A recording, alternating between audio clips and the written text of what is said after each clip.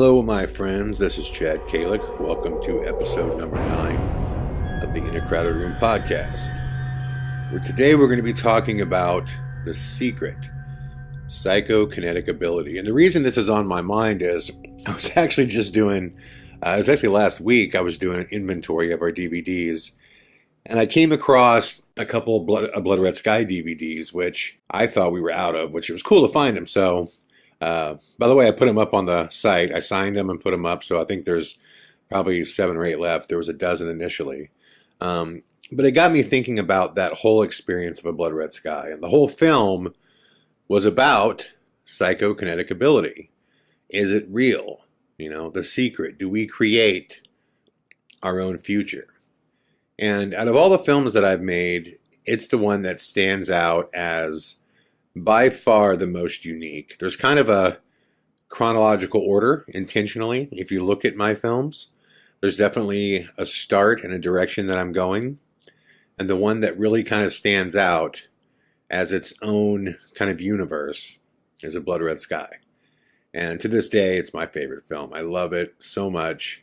I don't know, Two-Face is right up there with it, but A Blood Red Sky is just, it's the film of mine that I could watch anytime, anywhere, because I think we were really onto something. I think we were at the beginning of proving something.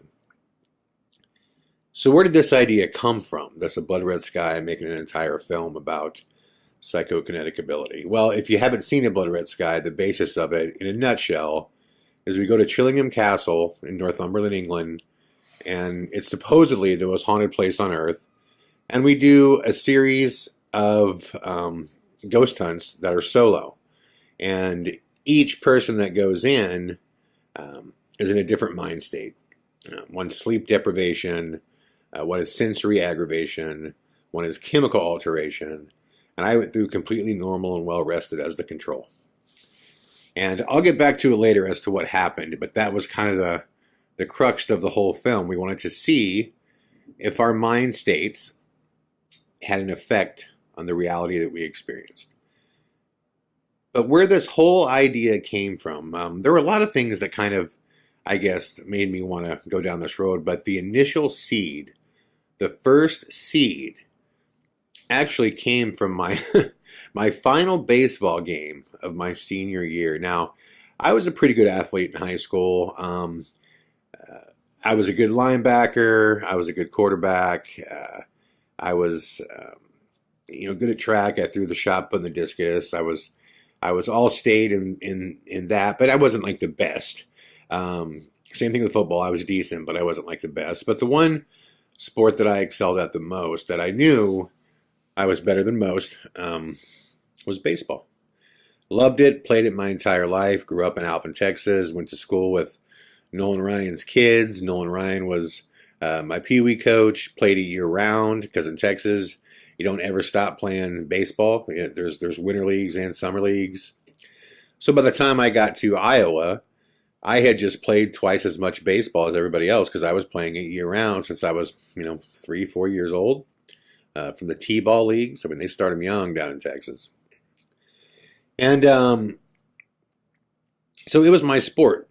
And like any son, I had always hoped my father would come to a baseball game. And when I was younger, he was never able to come because he was literally traveling the world in the Air Force. He was stationed in Guam, in Germany, and Sweden, in France. He was just all over the place, as he was one of the top engineers for the Air Force. So he was just never around to go to those games. And then if you've seen American Ghost Hunter, you know that he was injured really bad. He was burned over 3/4 of his body.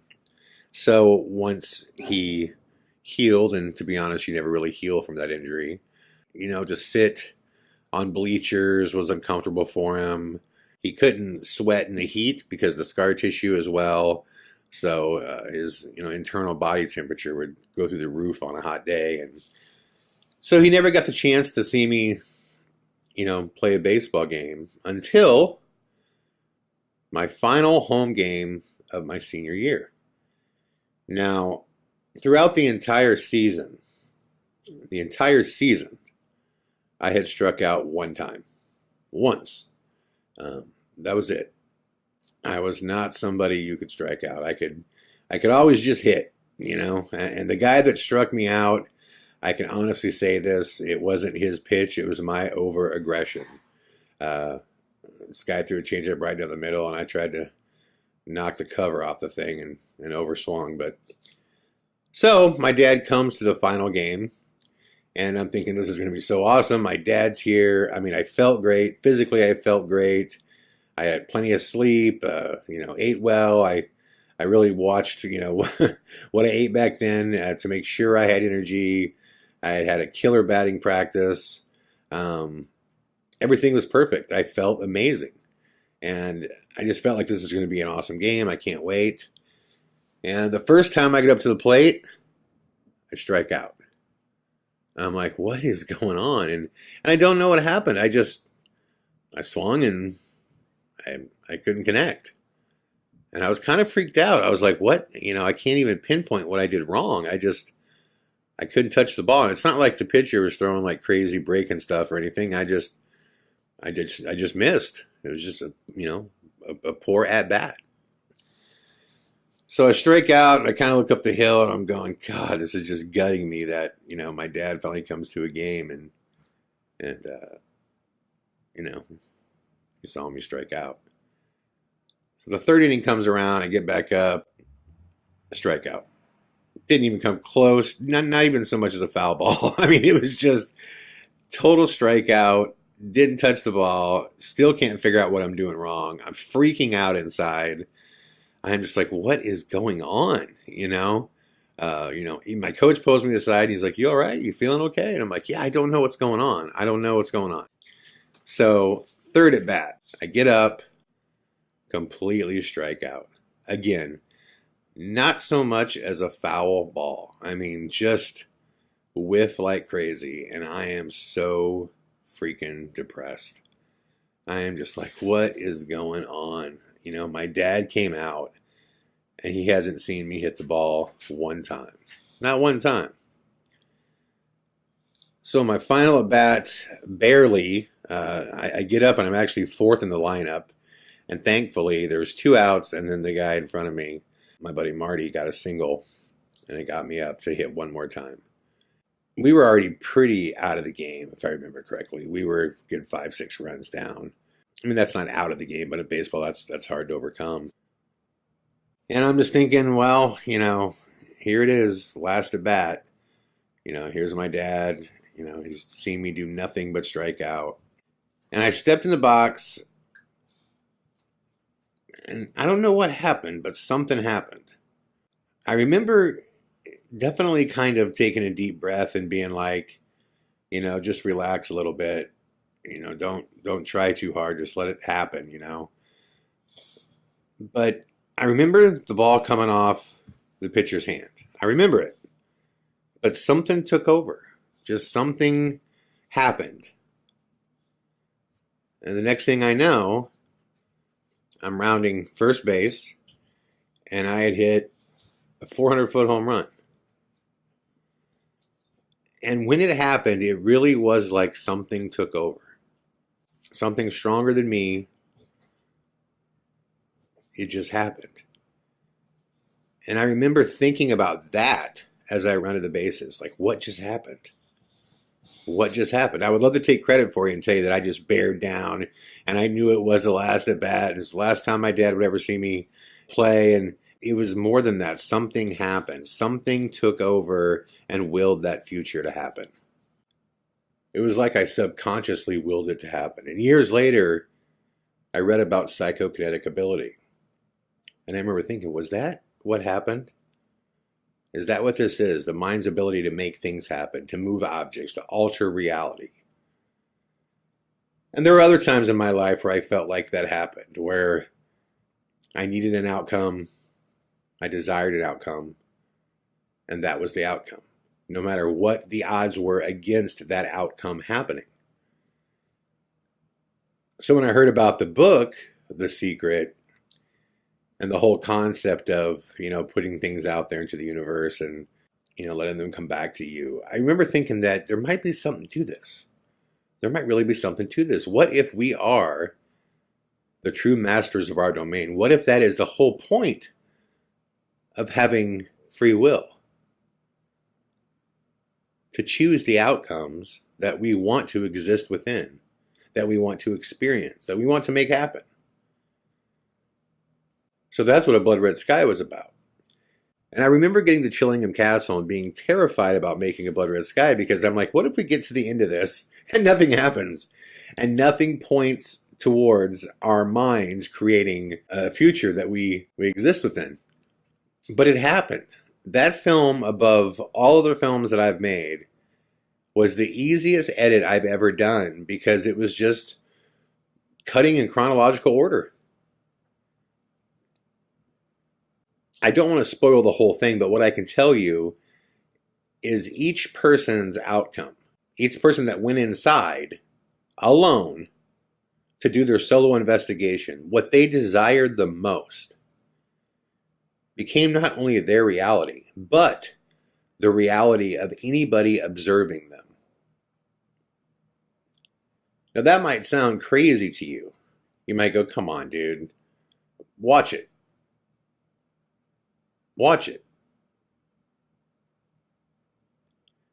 Like all my films, I can assure you everything that you see in that film is real. And if you're listening to this, ask yourself if you've ever experienced this before, where right before something happened, you knew it was going to happen. And it's more than a hunch. You knew it was going to happen. And then ask yourself, did you make it happen? You know, a big theory right now that everybody's talking about is this whole, do we live in a simulation? And for a long time, I wondered if that was the case, because I could see the argument for it. You know, what are we doing right now? You know, mankind, what are we doing with technology and virtual reality and augmented reality? What we're trying to do is create another reality, one that we can control. That is the grand plan. You know, all of the most wealthy people in the world have come together to try to figure out eternal life. And simultaneously, they're trying to figure out how to make a digital world where everything can be controlled.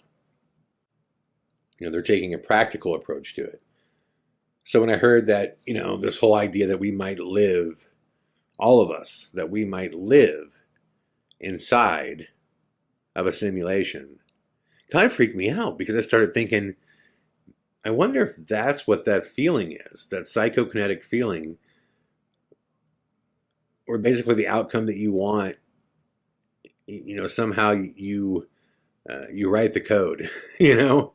Now, these are very, very deep thoughts. I understand this, and I don't want to lose you, you know, getting off into this world. But what I could tell you is I know what I felt on that day. And it seems so menial, like, you know, oh, wow, you hit a home run when your dad was there. But listen, at that time, that was my world. There was nothing more important to me on planet Earth in that moment. There was nothing more important to me. And something made it happen. I went from having 3 of the worst at-bats I had ever had in my life, not so much as getting a sniff of a pitch, to absolutely crushing a baseball harder than I ever have in my life. I remember getting back to the dugout, and my buddies were like, Jesus, dude, you murdered that thing. And it was so weird, because I don't remember it. I didn't feel it off the bat. I just don't remember it.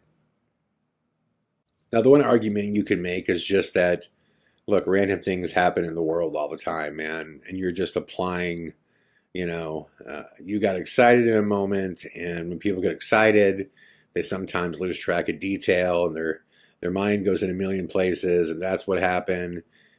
And I'm telling you, that's not what happened. You know, for years I've been planning a part 2 for A Blood Red Sky, which would be the next step of that experiment. And the next step would be, okay, if it's possible that our minds can create our reality, is it possible that we can harness that? Is it possible that we can turn it on, turn it off? And I thought about this a lot. I don't think it's something that you can just harness. If you could just use the mind's ability whenever you wanted to create the outcome that you most desire, you'd be God. Of this world, you would be God. I don't think we're meant to be God of this planet. But I do think little moments like that, when we need something to happen really bad, when everything comes together in a way that is bigger than you, maybe that stronger power steps in for a few seconds. Call it what you want. The great spiritual being, the song, whatever it is. Maybe in those seconds, we're experiencing an answered prayer. No more, no less. Thank you for listening to episode 9 of the In a Crowded Room podcast. I'll be back tomorrow with more. All the best.